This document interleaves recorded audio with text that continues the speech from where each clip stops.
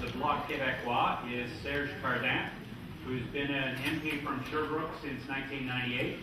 Formerly the Bloc critic on natural resources and public accounts, he's now the critic on international trade. Serge.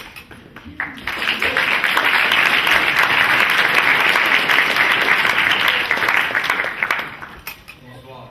Permettez-moi d'abord de vous remercier de m'offrir l'occasion de m'adresser à vous sur le thème d'une grande importance qu'est le partenariat nord-américain sur la sécurité et la prospérité. C'est important, oui, mais c'est aussi très vaste. Plus de 110 initiatives chapeautées par le travail dans de nombreux domaines. Nous en entendons beaucoup parler, mais dans les faits, nous n'en savons que trop peu sur le sujet. C'est bien ça le problème. C'est dans le plus grand secret et l'absence de débat public que le trio Bush-Calderon-Harper a entrepris une multitude d'initiatives sur recommandation de grandes compagnies, afin d'en arriver à une intégration profonde des trois économies. Ce projet obligera le Canada... Le micro plus proche, s'il vous plaît. Oui, monsieur, avec plaisir. Ce projet obligera le Canada et le Mexique à harmoniser ou, plus justement, niveler par le bas de nombreuses lois et règlements en fonction des intérêts du monde des affaires. Que le Canada parle à ses voisins et à ses partenaires commerciaux, on ne peut que s'en réjouir. Le contraire serait d'ailleurs désastreux. En fait, au risque de vous déplaire, je vous dirais même que certaines initiatives du partenariat sont pleinement justifiées. Je vous donne un exemple simple. Les investissements dans les postes frontières. Le nombre de touristes augmente, le transport de marchandises aussi. Or, les frontières sont désuètes et les files d'attente n'en finissent plus. Le gouvernement a un mandat pour faire ses travaux. Le budget est voté. Mais à quoi ça servirait d'agrandir une douane si le touriste arrive sur un chemin de gravelle de l'autre côté? C'est bien évident que c'est le genre de choses qu'il faut coordonner avec nos voisins. Cependant, les Américains semblent profiter de la situation post-11 septembre en démontrant une certaine mauvaise foi telle que démontrée par les longues lignes de camions canadiens que l'on observe fréquemment au poste frontalier américain. C'est comme si le gouvernement Bush profite de la situation pour mousser son protectionnisme et pour exercer des pressions indues sur le gouvernement Harper.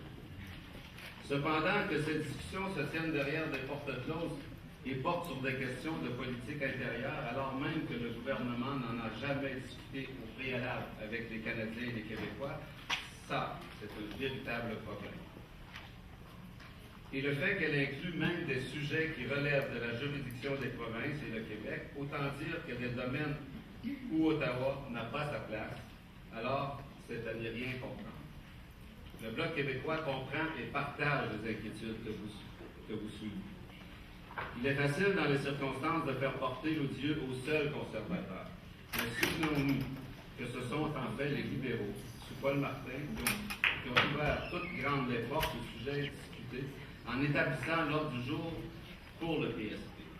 Cependant, c'est la venue des conservateurs avec leur manque de transparence qui est véritablement la cause du problème actuel. Nous pouvons donc dire que ce sont les libéraux qui ont acheté la voiture, une grosse cylindrée américaine, mais ce sont les conservateurs qui maintenant sont au volant, le pied collé sur l'accélérateur, et qui ignorent les passants et qui leur indiquent tant bien que mal les obstacles et les balises à respecter sur la route qu'ils ont empruntée. Comment ne pas prévoir un accident imminent dans de telles circonstances? Jusqu'à présent, les objectifs réels du partenariat sur la sécurité et la prospérité n'ont toujours pas été clairement énoncés. Comme le dit le vieil adage, ce que l'on conçoit bien s'énonce clairement et les mots pour le dire arrivent aisément. Il semble bien que l'absence d'informations rendues disponibles par les conservateurs pour parler du Parlement du PSP est symptomatique du manque de vision de ce gouvernement minoritaire. En effet, les pratiques actuelles mettent les Québécois et les Canadiens devant les faits accomplis sans avoir été consultés. C'est-à-dire que si aucun processus de consultation n'est intégré, les négociations bilatérales ou bilatérales se termineront sans même que l'ensemble des intéressés n'ait pu y participer. C'est non seulement complètement antidémocratique, mais comment un gouvernement peut-il s'engager dans quelque voie avec des partenaires étrangers si celle-ci n'a pas préalablement été discutée et approuvée par les parlementaires? Il est impératif de discuter de ces enjeux fondamentaux en incluant tant la société civile que les parlementaires, représentants élus par le peuple, avant d'aller négocier avec les autres. C'est simplement du gros bon sens. Tout aussi fondamental que la démocratisation du processus et l'établissement de balises tant qu'aux initiatives à discuter avec nos voisins. Sommes-nous prêts à réduire nos normes environnementales au nom d'une harmonisation qui simplifierait les échanges commerciaux?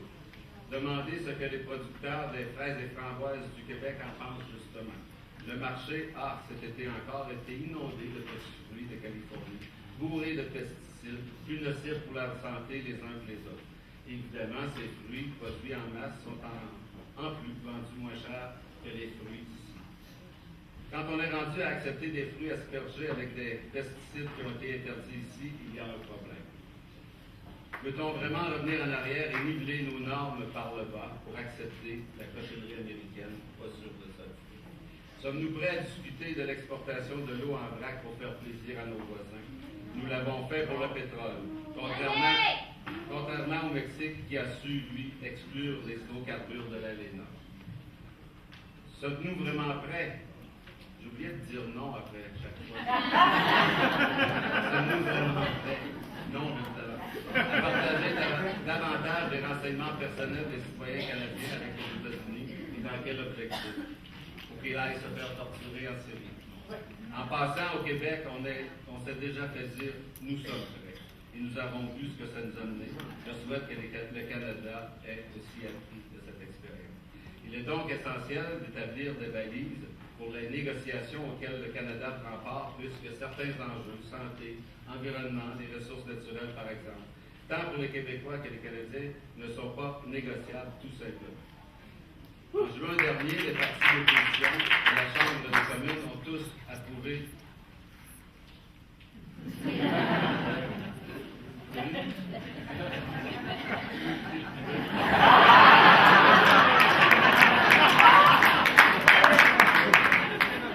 finalement,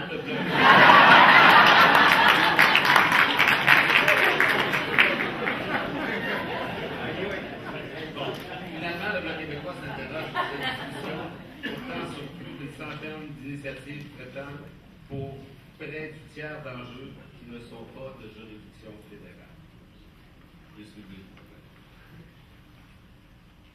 En terminant, je réitère que le Bloc québécois perçoit positivement que les États se parlent, négocient, travaillent ensemble tout en préservant leur souveraineté.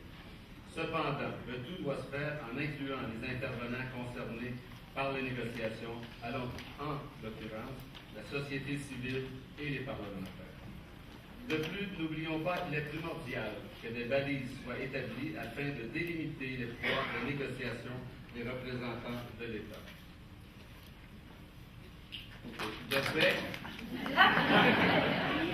Le PSP, de fait, un projet d'une telle envergure requiert la transparence des décideurs, ainsi que la participation et l'adhésion des élus et de la population dans son ensemble, afin de préserver les valeurs et préoccupations qui nous animent.